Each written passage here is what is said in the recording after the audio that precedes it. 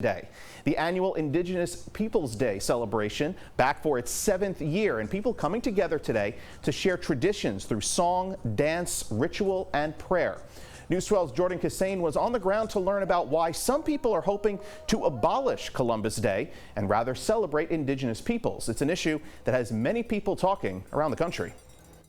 The only reason we have Indigenous Peoples Day today is despite Columbus. Cliff Matias, cultural director at the Red Hawk Native American Arts Council, was among the thousands of people who gathered on Randall's Island to celebrate what they are calling Indigenous Peoples Day and to push for the abolishment of what many New Yorkers know today as Columbus Day. It's a day of celebrating our survival, whether it's through prayer, like the water ceremony, whether it's through song and dance. Among today's celebrations was a water ceremony where Indigenous peoples from countries like the Philippines and Nigeria joined to pour water from their native lands into ours in the hope of purifying all water around the world, a responsibility Shanae Bullock says she has never ignored. Too often people forget about the responsibility that they have towards water, but we as Indigenous people have never forgotten that. While today marks the 77th annual Columbus Day parade in New York City, Bullock is calling on our local government to recognize Indigenous Peoples Day instead. She says she personally invited Mayor Bill de Blasio to today's celebration,